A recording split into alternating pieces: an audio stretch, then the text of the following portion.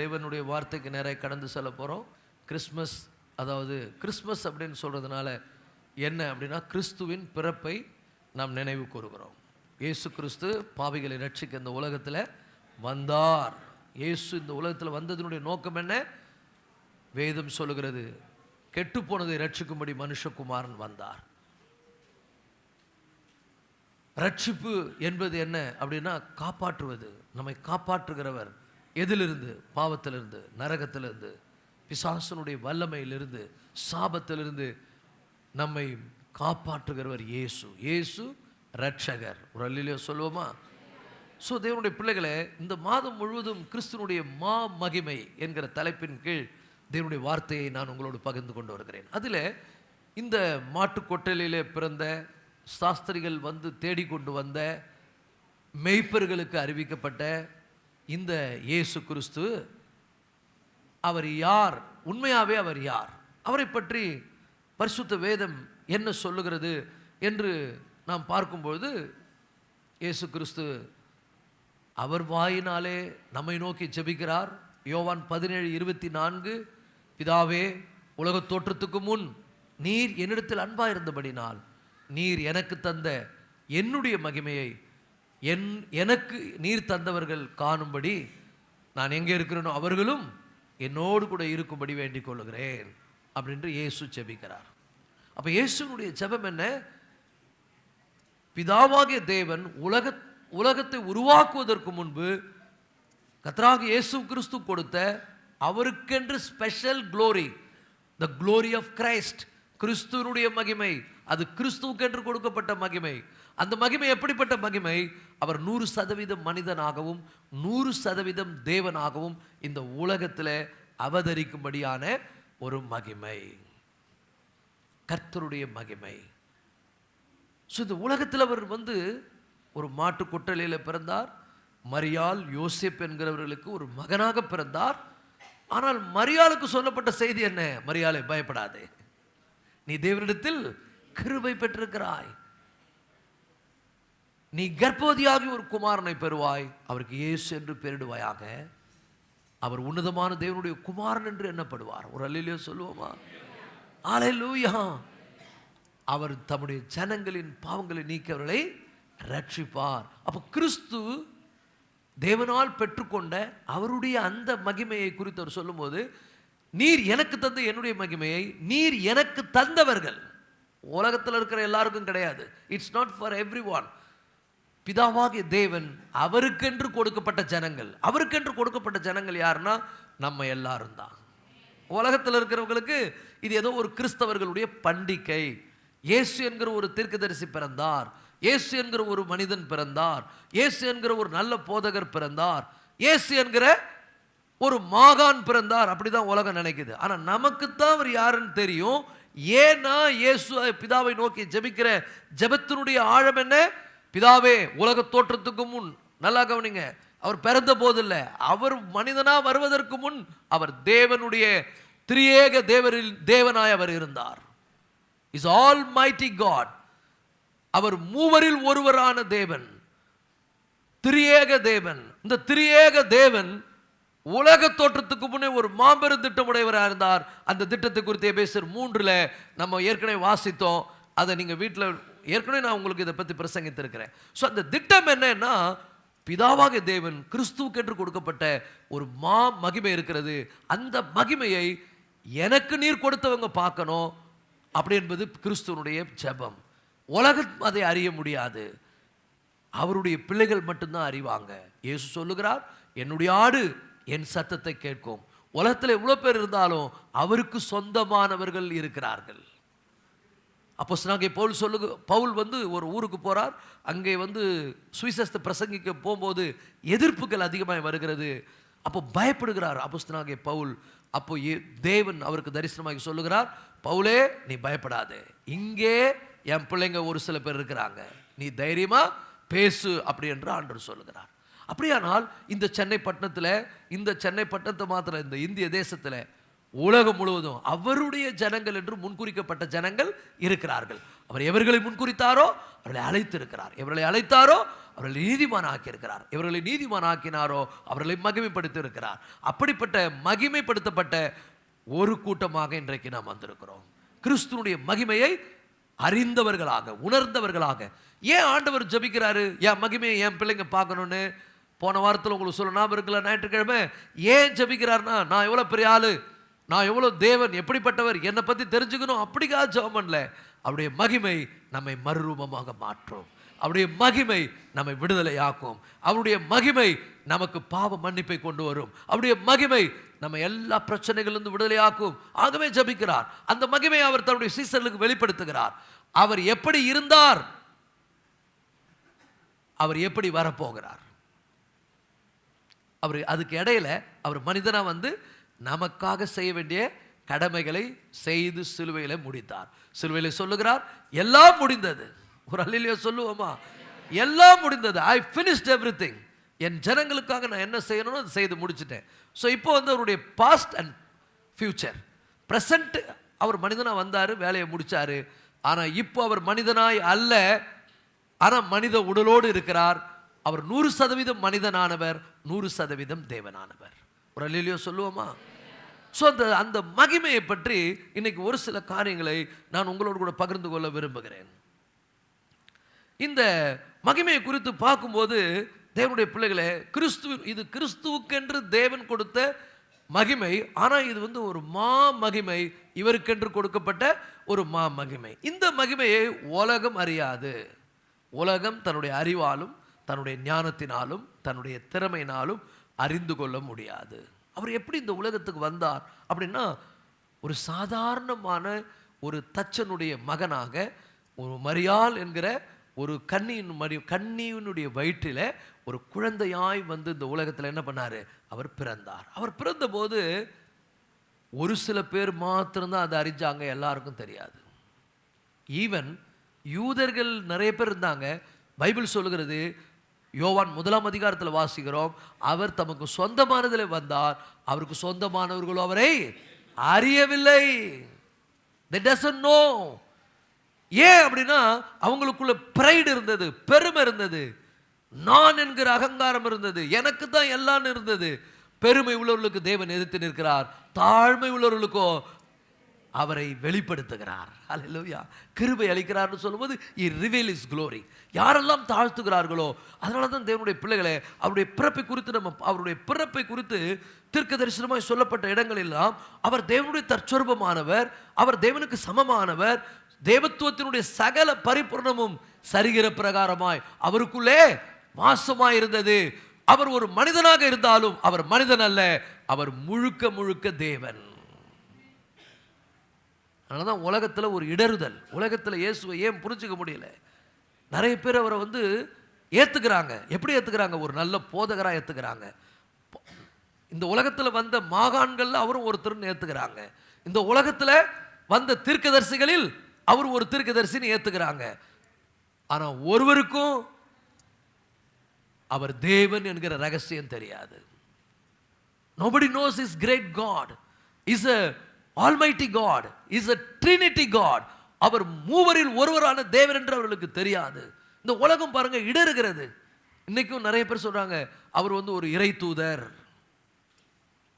நிறைய பேர் அதை கேட்டு, நீங்க வேதத்தில் நீங்க வாசிக்கும் போது சில இடங்கள்ல நீங்களே மிரண்டுருவீங்க. மனுஷன் ஃபுல்லாவே மனுஷன் அவர் பேசுவார். 100% மனிதன். அவருக்கு பசி எடுத்தது, அவர் தூங்கினார், அவர் கண்ணீர் விட்டார், அவர் சிரிச்சார், எல்லாமே நம்ம பார்க்குறோம். அவர் ஃபீல் பண்ணார், நம்மளுக்கு இருந்த உணர்வுகள் எல்லாம் இருந்தது.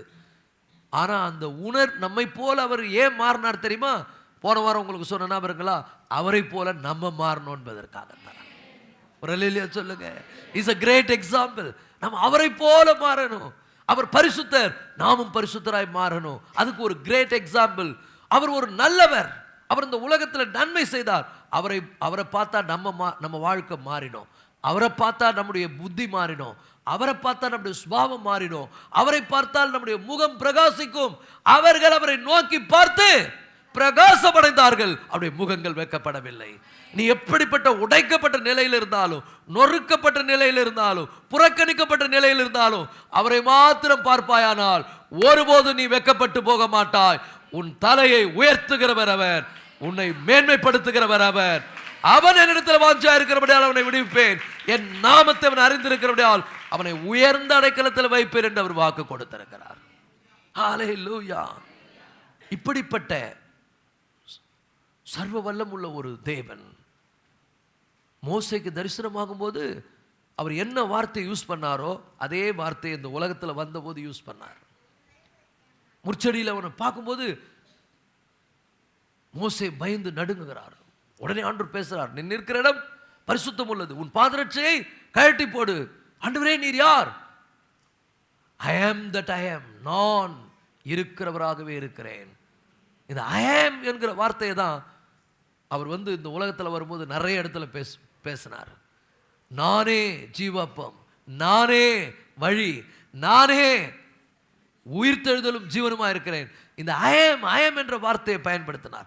Because is such a wonderful God and a mighty God and glorious God. அப்படிப்பட்ட மேன்மை பொருந்திய கடவுள் இந்த பூமிக்கு எப்படி வராரு? மனுஷனை போல வருகிறார்.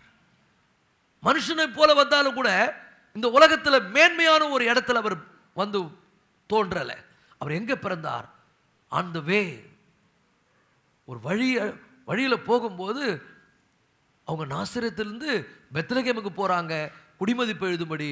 அவர் அந்த பெத்லகேமில் போய் அங்கே பிறக்கிறார். அவருக்கு சத்திரத்தில் இடம் இல்லை, அவருக்கு ஒதுக்கப்பட்ட இடத்தை கொடுத்தாங்க. ஏன் தெரியுமா? உலகத்தால் அன்னைக்கு புறக்கணிக்கப்பட்ட ஒவ்வொரு உள்ளத்திலும் அவர் உதிப்பார் என்பதற்காகத்தான். ஒதுக்கப்பட்ட ஜனங்களுக்கு அவர் ரட்சகர், புறக்கணிக்கப்பட்டவர்களுக்கு அவர் நேசர், கலங்கி நிற்கிறவர்களுக்கு அவர் ஆறுதல், உடைக்கப்பட்டவர்களை உருவாக்குகிற உத்தமர், களிமண்ணாய் இருக்கிற உன்னை உருவாக்குகின்ற ஒரு குயவன் அவர். ஹல்லேலூயா. இந்த பூமிக்கு வரார். தீர்க்கதரிசி அதை பார்க்கிறான். பார்த்த உடனே அவனாலே நம்ப முடியல. எப்படிரா இவ்வளவு சர்வ வல்லமுள்ள தேவன் மனிதனா வர முடியும்? எப்படி படைத்தவர் படைக்கப்பட்டவரை போல இந்த உலகத்துக்கு வர முடியும்? அவர் எப்படி இந்த கோலத்தை எடுக்க முடியும்? இது நம்ப முடியாத விஷயம். அப்படி என்று ஆச்சரியப்படுகிறான் தீர்க்கதரிசி. ஏசாயா தீர்க்கதரிசன புஸ்தகம் 53ஆம் அதிகாரத்தில் தீர்க்கதரிசி சொல்லுகிறார், எங்கள் மூலமாய் கேள்விப்பட்டதை விசுவாசித்தவன் யார்? யாரால நம்ப முடியும்? நாங்க சொல்ற சுவிசேஷத்தை இன்னைக்கு இயேசு பத்தி உலகத்துக்கு சொல்லுகிறோம். யார் அதை நம்புகிறார்கள்? யார் அதை நம்ப முடியும்? விசுவாசிக்கிறோம். விசுவாச கண் கொண்டு யார் ஒருவர் அவரை நோக்கி பார்க்கிறார்களோ அவர்களுக்கு அவருடைய மகிமை வெளிப்படும். ஆனா இந்த உலகத்துக்கு அது தெரியல. அப்ப தீர்க்கதரிசி சொல்லுகிறார், எங்கள் மூலமாய் கேள்விப்பட்டதை விசுவாசித்தவன் யார்? கர்த்தருடைய புயம் யாருக்கு வெளிப்பட்டது? ஏன் கர்த்தருடைய புயம்னு அவருக்கு பேரு? இயேசுவுக்கு கர்த்தருடைய புயம்னு ஏன் பேரு? அவர் பிதாவாகிய தேவனுக்கு ரைட் ஹேண்ட். ஐ மீன் இவர் இல்லாம பிதா ஒண்ணுமே செய்ய முடியாது. ரைட் ஹேண்ட் மீன்ஸ் உங்களுக்கு ரைட் ஹேண்ட் இல்லைன்னா நீங்க என்ன பண்ண முடியாது? உங்களால சரியா வேலை செய்ய முடியாது. ரைட் ஹேண்ட் மீன்ஸ் அவர் பிதாவாகிய தேவனுடைய ரைட் ஹேண்ட்ல உட்கார்ந்து இருக்கிறார். Even now is sitting at the right hand of his father. ஒரு அல்லேலூயா சொல்லுவோம். தட் மீன்ஸ் அவரை இல்லாமல் பிதாவால் என்ன பண்ண முடியாது? ஒன்றும் செய்ய முடியாது. அப்போ கர்த்தருடைய புயம் என்று அவருக்கு பெயர். கர்த்தருடைய புயம் யாருக்கு வெளிப்பட்டது? அப்போ தீர்க்கதரிசி சொல்லுகிறார், இளம் கிளையை போலவும். ஹல்லேலூயா. எப்படி வரார் அவரு? இளம் கிளையை போலவும். ஒரு துளிர் விடுவது போல. அதே ஏசாயா 11 வாசிக்கிறோம், ஈசா என்னும் அடிமரத்திலிருந்து ஒரு துளிர் தோன்றி, ஒரு துளிர் ஒன்று வருகிறது. ஆனா இது உலகத்தில் இருக்கிற மற்ற துளிரை போல கிடையாது. உலகத்தில் இருக்கக்கூடிய மற்ற எல்லா மக்களும் காய்ந்து வறண்டு போயிருக்கிற இடத்துல ஒரு துளிர் தோன்றுவது போல இயேசு கிறிஸ்து இந்த பாவம் நிறைந்த உலகத்துல, சாபம் நிறைந்த உலகத்துல பாவத்தையும் சாபத்தையும் நீக்கி நம்மை பரலோகத்துக்கு சொந்தமாக மாற்றி இந்த உலகத்தில் நம்மை ஆசீர்வதிக்கிறதற்கு, உலகத்தில் நம்மை நடத்துவதற்கு அவர் இளம் கிளையை போலவும் வறண்ட நிலத்திலிருந்து துளிர்க்கிற வேரை போலவும் அவனுக்கு முன்பாக எழும்புகிறார். ஹல்லேலூயா. ஆனா இந்த உலகம் அவரை பார்க்கும்போது அவரை ரெகக்னைஸ் பண்ண முடியல. they cannot recognize him as a god. அவரை சர்வ வல்லமுள்ள தேவன் என்று அவர்களால் அறிந்து கொள்ள முடியவில்லை. ஆகவே தான் அந்த வசனம் சொல்லுகிறது, அவருக்கு அழகும் இல்லை, சௌந்தரியமும் இல்லை. அவரை பார்க்கும்போது நாம் அவரை விரும்பத்தக்க ரூபம் அவருக்கு இல்லாதிருந்தது. அவர் என்ன போல சராசரியான மனிதனை போல இருந்தார், சராசரியா இருந்தார். அழகும் இல்லை, சௌந்தரியம் இல்லை, விரும்பத்தக்க முகம் இல்லை. ஆனா அவர் யார் தெரியுமா? 1000 சிறந்தவர், 1000 சிறந்தவர். அவரை போல அழகுள்ளவர்கள் உலகத்தில் யாருமே கிடையாது. சம்பூரண அழகுள்ளவர். ஆனா எப்படி வராரு? ஒரு அந்த கேடு அடைந்தவராக, ஒரு மனிதனாக, ஒரு சாதாரண மனிதனாக, மிகுந்த அழகுள்ள தேவன் உனக்காக எல்லாத்தையும் திறந்தார்.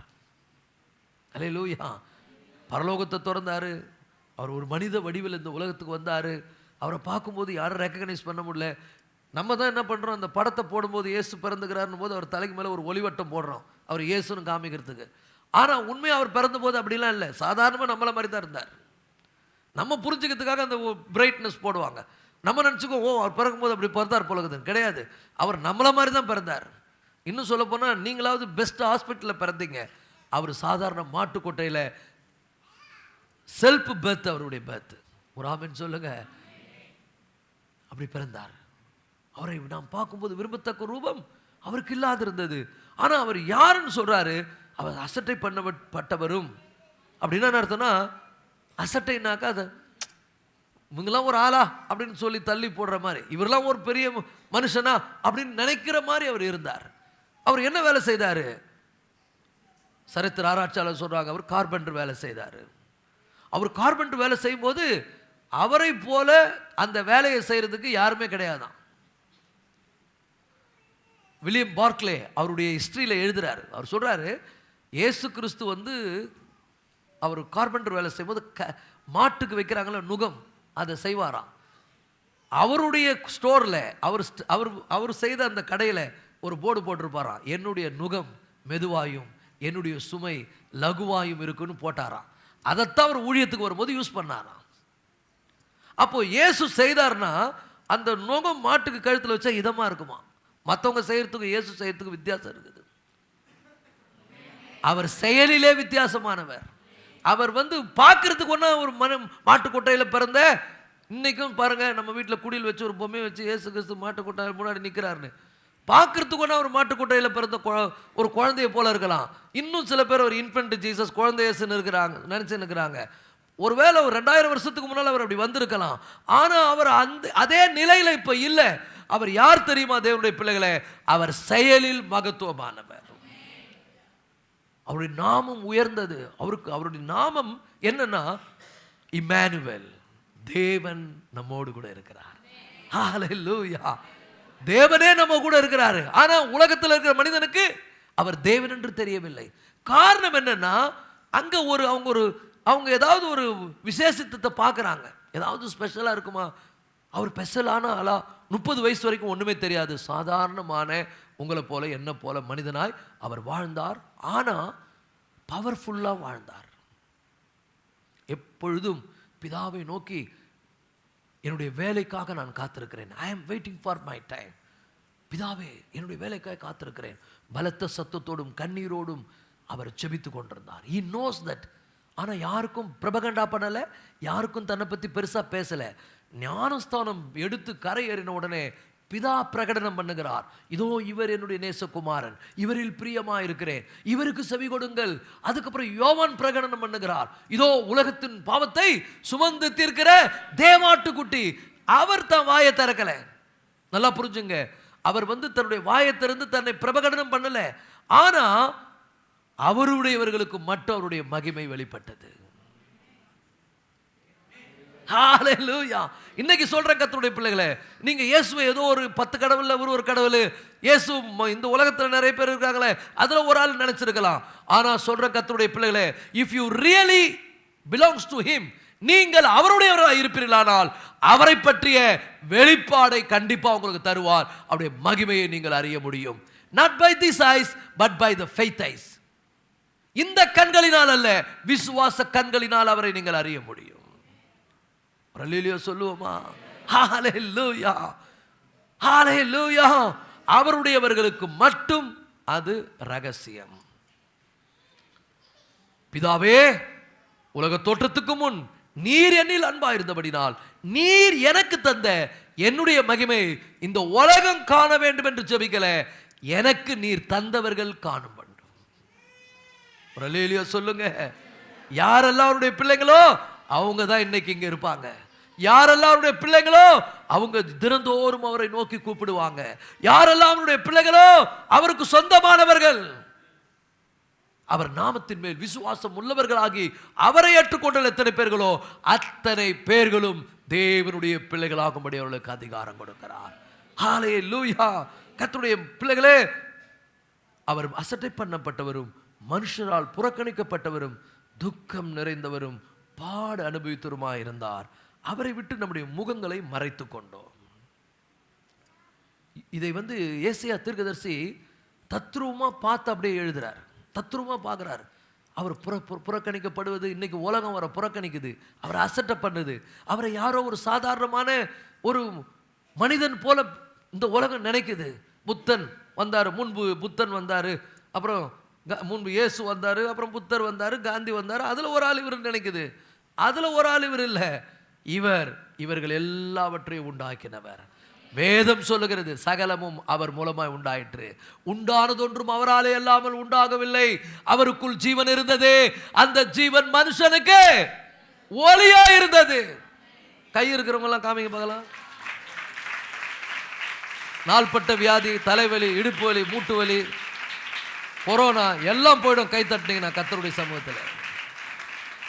ஹார்ட் ப்ராப்ளம் மாறிடும், ஆஸ்மா நீங்கும். ஏன்னா நீ ஆண்டவரை மையப்படுத்துற, மனுஷனுக்காக இதை செய்யல.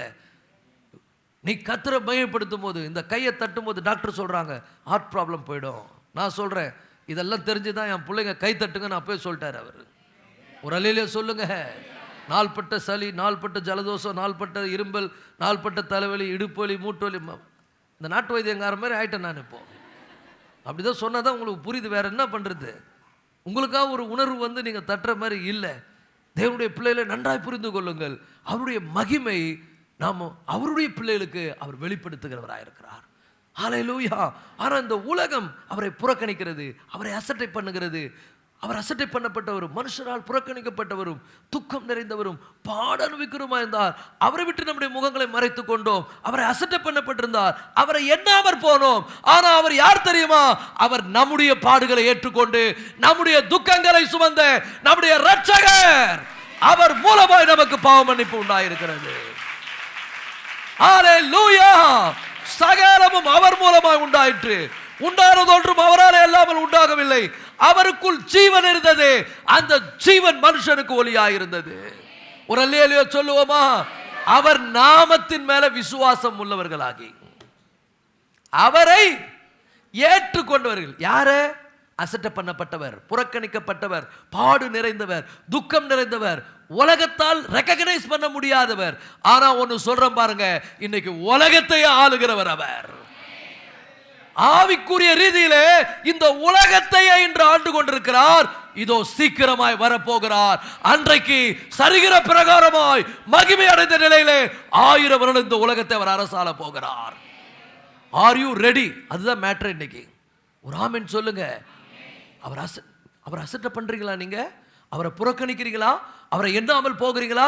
கிறிஸ்துமஸ்னாக்கா வெறும் கலர் சட்டை போட்டு புது ட்ரெஸ் போட்டு கலகலா பிரியாணி எல்லாம் சாப்பிட்டு அவர் பிறந்த நாளைக்கு அவரை மறந்துட்டு நம்ம கொண்டாடின்னு இருக்கிறோம்.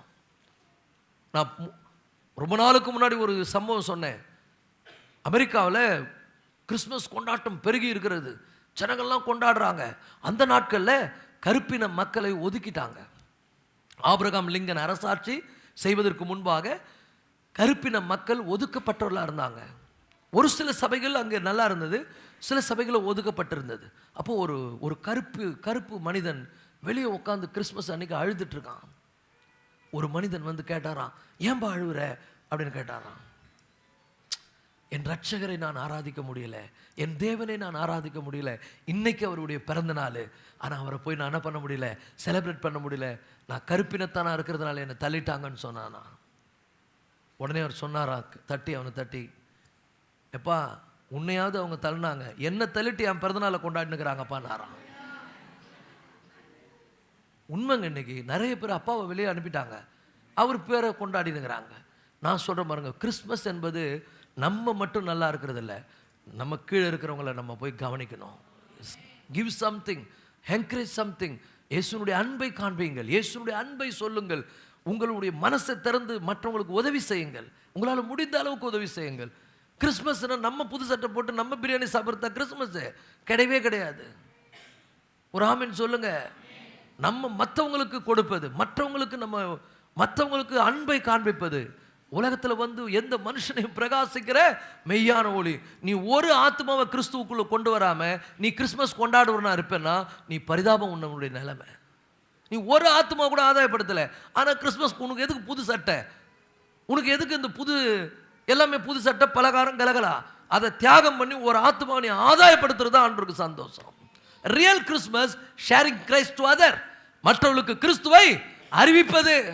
நீ இயேசுவை அறிவிக்காம அவரை பற்றி நம்ம ஒன்றுமே தெரியாது. இன்னைக்கு உலகம் பிளைண்ட்னஸில் இருக்குது. இந்த உலகத்தில் எவ்வளோ மக்கள் அவரை அறியாமல் இருக்கிறார்கள். இன்னைக்கு நிறைய பேர், ஏன்னா அவங்களுக்கு வந்து யாரும் சொல்கிறதுக்கு ஆள் இல்லை.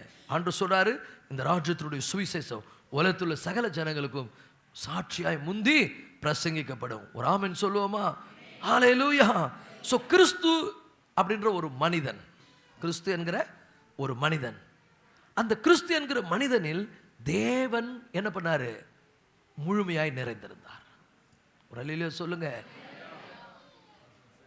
100% மனிதன், 100% தேவன். ஸோ கிறிஸ்துவின் மூலமாக தான் தேவன் தெரிகிறார், வெளிப்படுகிறார். ஐ மீன் திரியேக தேவனில் இரண்டாவது நபராகிய கிறிஸ்து மனித உடலோடு இந்த பூமிக்கு வந்து பிறக்கிறதின் மூலம் தேவனை அவர் வெளிப்படுத்துகிறார்.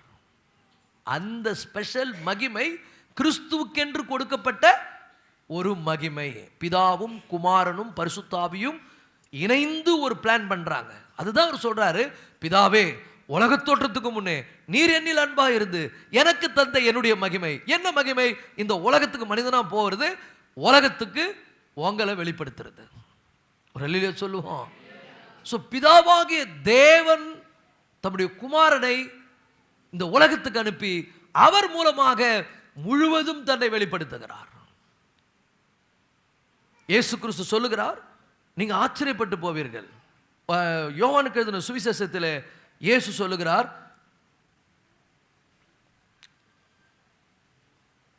Thank you Jesus. மிக அருமையான ஒரு காரியத்தை அவர் சொல்லுகிறார். என்ன சொல்லுகிறார்? பிதாவே, ஆதி முதல் நீரும் நானும் இணைந்திருந்ததை இந்த உலகம் காணும்படி என்று சொல்லுகிறார். ஒரே ஒரு நிமிஷம் அந்த வசனத்தை நான் உங்களுக்காக நான் வாசிக்கிறேன். ஹல்லேலூயா, thank you Jesus.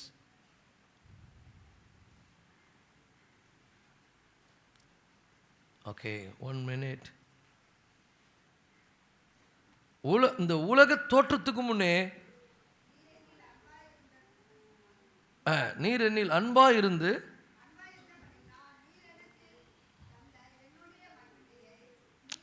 அந்த வசனம் இல்லை சிஸ்டர், ஒரு நிமிஷம் இருங்க, அந்த வசனம் உங்களுக்கு சொல்கிறேன். யோவான் 14 தான் இருக்குது அது. கரெக்ட். யோவான் 14:10. யோவான் 14:10. நான் பிதாவிலும் பிதா என்னிலும் இருக்கிறதை நீ விசுவாசிக்கிறது இல்லையா? நல்லா புரிஞ்சுங்க. நான் பிதாவிலும் பிதா என்னிலும் இருக்கிறதை நீ விசுவாசிக்கிறது இல்லையா? நான் உங்களுடைய சொல்லுகிற வசனங்கள் என் சுயமாய் சொல்லவில்லை, என்னிடத்தில் வாசமாய் இருக்கிற பிதாவானவரே இந்த கிரிகளை செய்து வருகிறார். அப்ப என்ன அர்த்தம்னா, இயேசு கிறிஸ்து இந்த உலகத்தில் வந்தபோது பிதாவாகிய தேவன் இயேசு கிறிஸ்துவுக்குள், பரிசுத்த ஆவியானவர் இயேசு கிறிஸ்துவுக்குள் முழுமையா என்ன பண்ணியிருந்தார்? நிறைந்திருந்தார். ஒரு ஆமென் சொல்லுவோமா? திரியேக தேவனை இந்த உலகத்துக்கு, இன்னும் சொல்ல போனா அவர் காணக்கூடாத தேவன். அவர் யார்? அவரு காணக்கூடாத தேவன். இந்த காணக்கூடாத தேவனை இந்த உலகம் ஒருபோதும் காண முடியாது. ஒருபோதும் இந்த உலகம் என்ன பண்ண முடியல? பார்க்க முடியல. ஏன்னா வாசிக்கிறோம், இந்த வசனத்தை நம்ம வாசிப்போம், கவனிங்க. யோவான்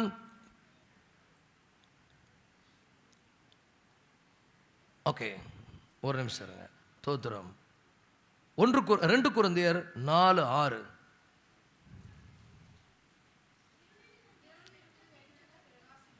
இருளிலிருந்து வெளிச்சத்தை பிரகாசிக்க சொன்ன தேவன், நல்லா கவனிங்க, இருளிலிருந்து வெளிச்சத்தை பிரகாசிக்க சொன்ன தேவன் இயேசு கிறிஸ்துவின் முகத்தில் உள்ள தமது மகிமையின் அறிவாகிய ஒளியை தோன்ற பண்ணும் பொருட்டாக எங்கள் இருதயங்களே பிரகாசித்தார்.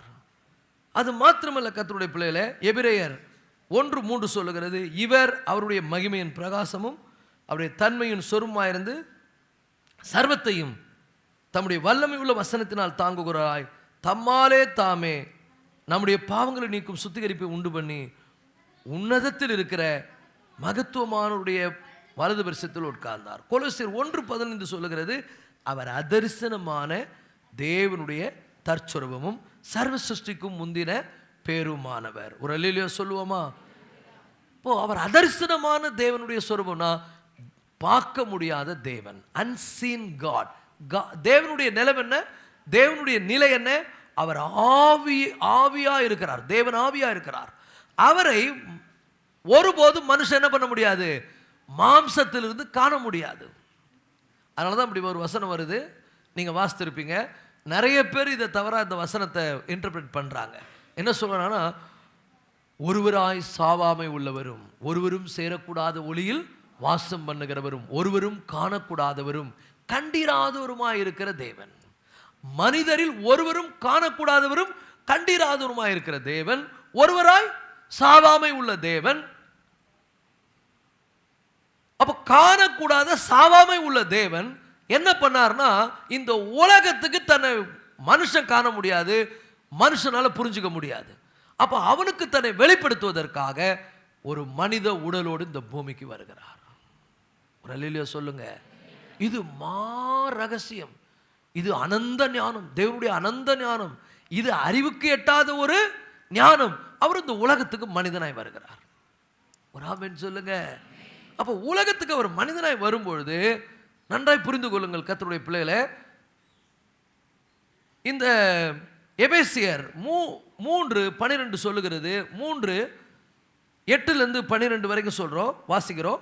பரிசுத்தவான்கள் எல்லோரிலும் சிறியவனாகிய நான் கிறிஸ்துனுடைய அளவற்ற ஐஸ்வர்யத்தை புறஜாதிகளிடத்தில் சுவிசேஷமாய் அறிவிப்பதற்கு. கிறிஸ்துனுடைய அளவற்ற ஐஸ்வர்யம்.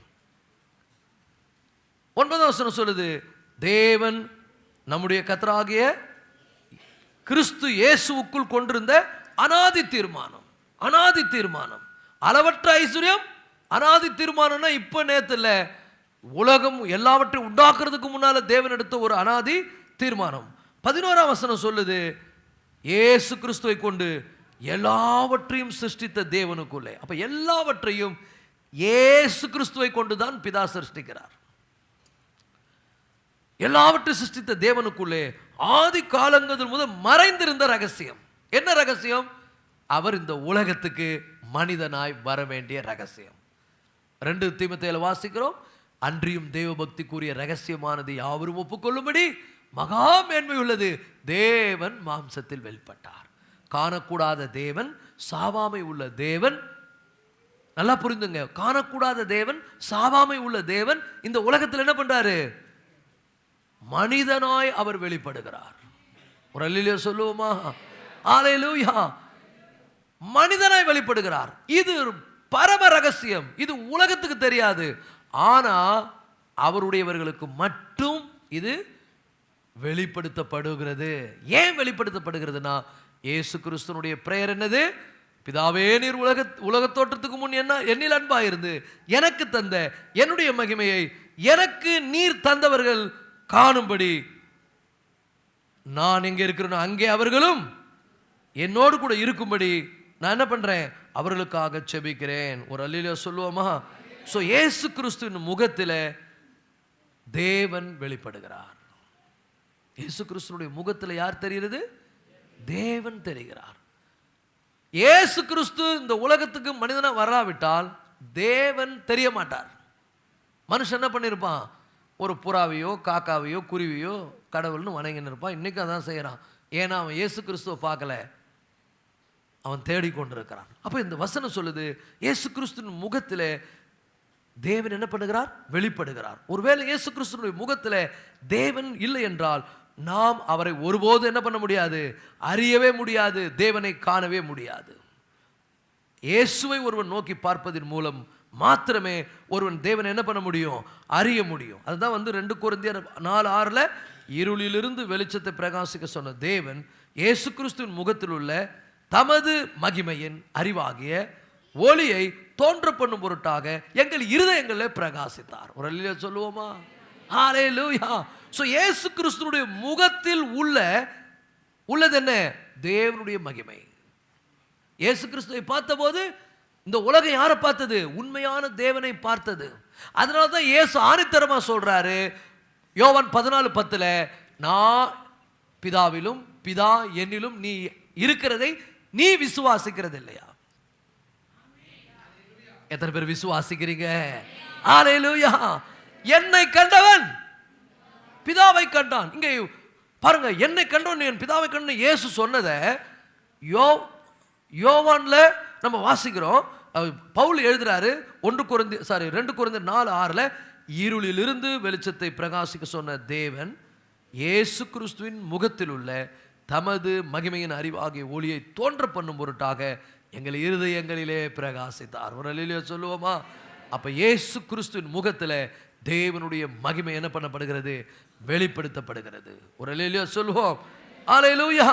சோ தேவனுடைய மகிமையாகிய அவருடைய எல்லா குணாதிசயங்கள், பரிசுத்தமான குணாதிசயங்கள் கிறிஸ்துவில் காணப்பட்டது. தேவனுடைய இரக்கம் கிறிஸ்துவில் காணப்பட்டது. தேவனுடைய அந்த மன்னிப்பு கிறிஸ்துவில் காணப்பட்டது. தேவனுடைய அந்த வல்லமை கிறிஸ்துவில் காணப்பட்டது. தேவனுடைய அந்த மகா பெரிய மகிமை கிறிஸ்துவில் காணப்பட்டது. ஸோ கிறிஸ்து இல்லை என்றால் இந்த உலகம் இயேசுவை அறிய முடியாது. யோவான் 1:18 சொல்லுது, தேவனை ஒருவனும் ஒருபோதும் கண்டதில்லை, காண முடியாது. ஏன்னா அவர் காணக்கூடாதவர், அதரிசனமான தேவன். ஆனா அவர் பிதாவின் மடியில் இருக்கிற ஒரே பேரான குமாரனே அவரை என்ன பண்ணாரு? உலகத்துக்கு வெளிப்படுத்தினார் என்று சொல்லும்போது completely the world knows when Jesus came. பரலோகத்திலிருந்து தேவதூதர் வந்துட்டாங்க, அனௌன்ஸ் பண்றாங்க, இன்று கர்த்தராகிய கிறிஸ்து ரட்சகர் உங்களுக்கு பிறந்திருக்கிறார். Hallelujah. If you go and see him, if you see him, you will see God. நீங்கள் அவரை பார்ப்பீர்களானால் அவர் முகத்தில் உள்ள அந்த வெளிச்சம், ஒரு அல்லேலூயா சொல்லுவோமா? reveal God. இயேசு கிறிஸ்து இந்த உலகத்தில் தேவனை முழுக்க முழுக்க வெளிப்படுத்தினார். தேவனுடைய எல்லா பண்புகளும் அவருக்குள்ள. அதனால தான் வேதம் இன்னொருத்தர் வாசிக்கிறோம், தேவத்துவத்தின் பரிபூர்ணம் எல்லாம் சரிகிற பிரகாரமாக அவருக்குள் என்ன பண்ணப்பட்டிருந்தது? வாசமாய் இருந்தது. இப்போ 2 கொரிந்தியர் 4:4 நம்ம என்ன வாசிக்கிறோம்? 2 கொரிந்தியர் 4:4 தேவனுடைய சாயலா இருக்கிற கிறிஸ்துவினுடைய மகிமையான, ஒரு அல்லேலூயா சொல்லுவோமா? கிறிஸ்துவினுடைய மகிமை, மகிமை, தேவனை வெளிப்படுத்தின மகிமை, காணக்கூடாத தேவனை கண் கூடாக இந்த உலகம் என்ன பண்ணது? கண்டது. மலை மேல கூட்டு போயிட்டு அப்படி ஸ்கிரீன் ஓபன் பண்ணி காட்டுற மாதிரி அப்படி காட்டினாரு. பேதுருவும் யோவானும் யாக்கோபும் என்ன பண்ணிட்டாங்க? நடுங்கிட்டாங்க. இதுதான் என் ஒரிஜினல். இந்த திரையில நான் மூடப்பட்டிருக்கிறேன். இந்த மனுஷிகம் என்கிற சரீரத்தில் மூடப்பட்டிருக்கிறேன். நான் வரும்போது இப்படிதான் வரப்போறேன்.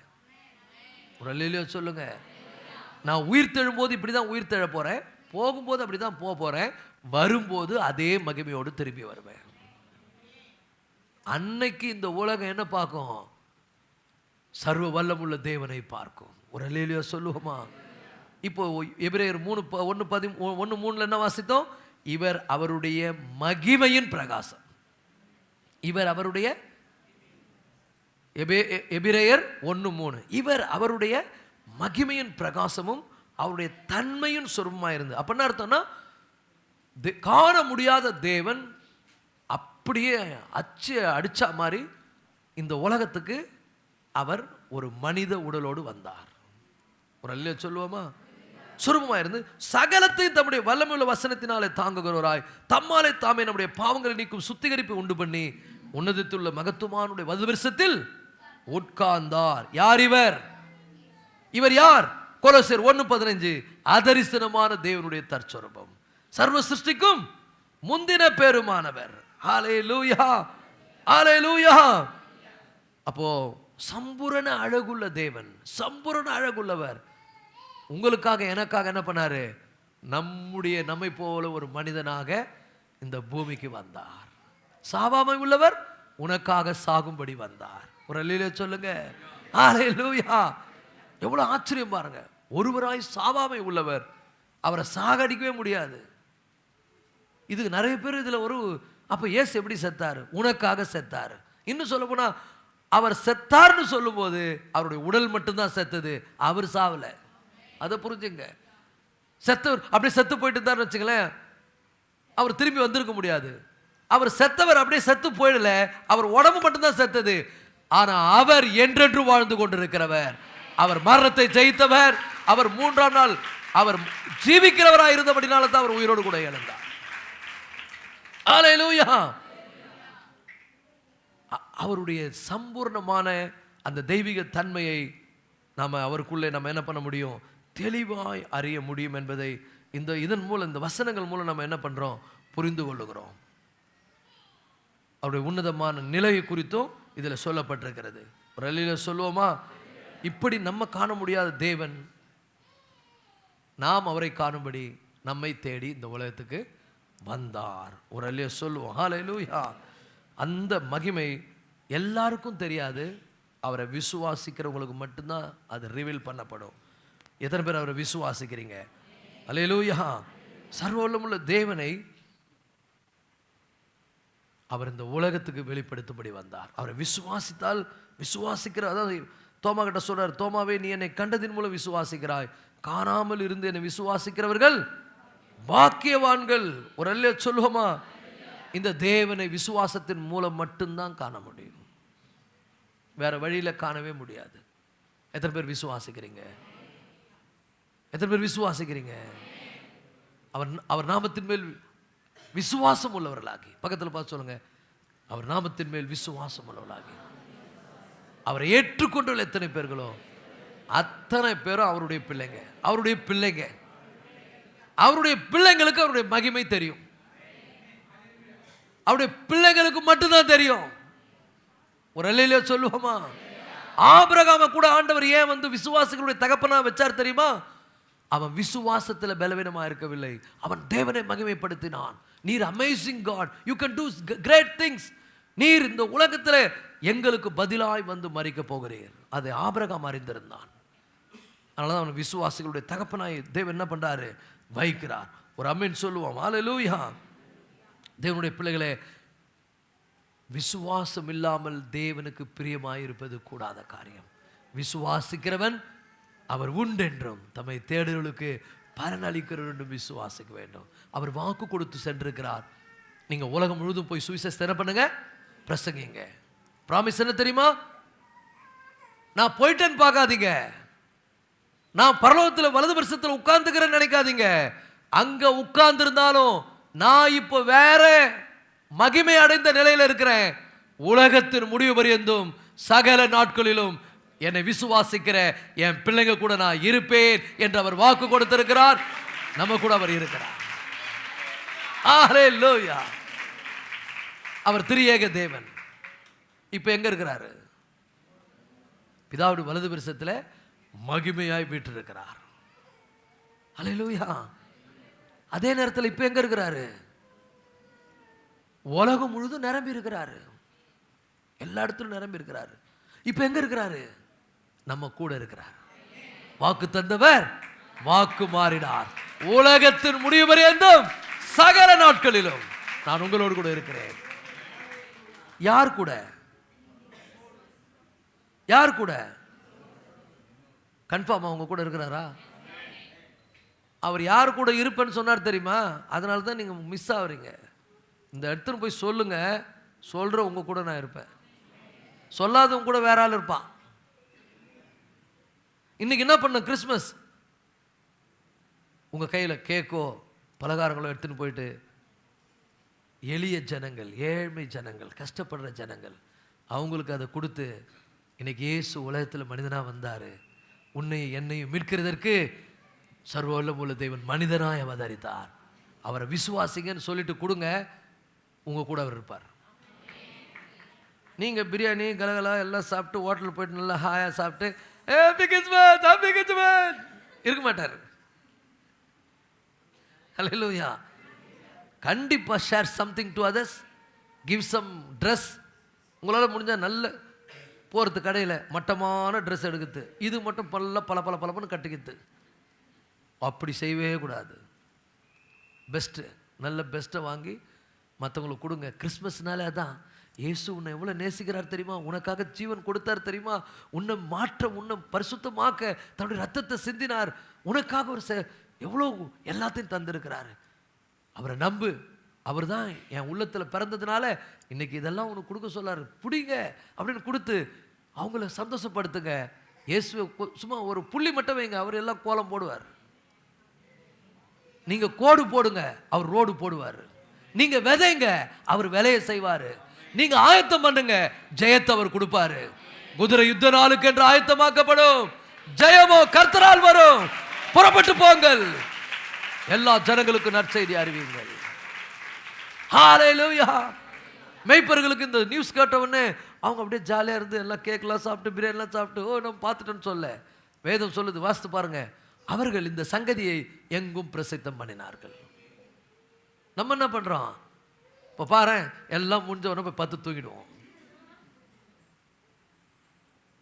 அவர் இப்ப எங்க இருக்கிறாரு? பரலோகத்தில் பிதாவின் வலதுபரிசத்தில் மகிமை அடைந்தவராய் மகிமை உள்ளவராய் உட்கார்ந்து இருக்கிறார். இப்ப எங்க இருக்கிறாரு? உலகம் முழுவதும் நிரம்பி இருக்கிறார். நான் வானத்தையும் பூமியும் நிரப்புகிறவர் என்று சொல்லுகிறார். ஆனா பர்சனலா ஒரு சில பேர் கூட இருப்பேன்னு சொல்லியிருக்கிறார். யார் கூட? என் கூட உரிமை பாராட்டுற ஒவ்வொருவரும் நல்லா புரிஞ்சுங்க, அவரை பத்தி யாருக்கு நீங்க சொல்றீங்களோ அவரை சொல்ற ஒவ்வொரு கூட அவர் இருப்பார். சொல்லும் போதே அவரை தன்னை வெளிப்படுத்துவார். ஹல்லேலூயா. அதனால தான் வேதம் சொல்லுகிறது, தேவனுடைய சாயலாய் இருக்கிற கிறிஸ்துனுடைய மகிமையான சுவிசேஷத்தினுடைய ஒளி அவிசுவாசிகளுக்கு தெரியாது, விசுவாசிக்கிறவனுக்கு தெரியும். அப்ப விசுவாசிக்கிறோன்னு சொன்னா யாராவது சொல்லணும். சொல்லப்படாவிட்டால் எப்படி கேள்விப்படுவார்கள்? கேள்விப்படாவிட்டால் எப்படி விசுவாசிப்பார்கள்? விசுவாசிக்காவிட்டால் எப்படி ரட்சிக்கப்படுவார்கள்? அப்புறம் சூப்பராக எழுதுறாரு, இதோ இயேசுவை பற்றி உலகத்துக்கு சொல்லி நற்காரியங்களை சுவிசேஷமாக அறிவிக்கிறவருடைய பாதங்கள் மலையின் மேல் எவ்வளவு அழகா இருக்கிறது.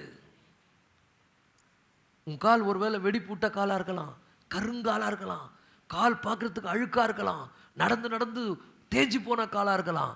ஆனா உன் காலை கர்த்தர் மகிமையாய் பார்க்கிறார். எப்போ? ஹோட்டலுக்கு போயிட்டு வரும்போது இல்லை, நற்செய்தியை சொல்லும்படி போகும்போது. நல்லா சொல்ற கர்த்தருடைய பிள்ளைகளை, கேள்விப்படாவிட்டால் எப்படி பிரசங்கிக்காவிட்டால் எப்படி கேள்விப்படுவார்கள்? பக்கத்தில் பார்த்து சொல்லுங்க, பிரசங்கிக்காவிட்டால் எப்படி கேள்விப்படுவாங்க? கேள்விப்படாவிட்டால் எப்படி விசுவாசிப்பாங்க? விசுவாசிக்காவிட்டால் எப்படி தொழுது கொள்வார்கள்? அவரை தொழுது கொள்ளாவிட்டால் எப்படி ரட்சிக்கப்படுவாங்க? ஒரு அல்லேலூயா சொல்லுவோமா? இன்னைக்கு விளக்க கொளுத்தி ஒருத்தருக்கு ஷேர் பண்ண மாதிரி போறோம், கேட்க வாங்குறோம், கலகலாவை எடுக்கிறோம், பிரியாணி பார்சல் கட்டுறோம், யாரோ ஒரு மனிதனை தேடி போகிறோம், ஒரு மனுஷியை தேடி போகிறோம். அங்கங்க உட்கார்ந்துருக்க ஒருத்தருக்கு கிறிஸ்துனுடைய அன்பை வெறும் வாயில வடை சொல்றது இல்லை, பிரியாணி கொடுத்து சொல்றோம், கலகலா கொடுத்து சொல்றோம், கேக்கு கொடுத்து சொல்றோம். உங்களால் முடிஞ்சா ட்ரெஸ் கொடுத்து சொல்லுங்க. சொல்லுங்கள், வாக்கு பண்ணவர் உண்மை உள்ளவர், வாக்கு மாற மாட்டார். நீ சொன்னா உலகத்தின் முடிவு பரியந்தம் உன்னோடு கூட அவர் இருப்பார்.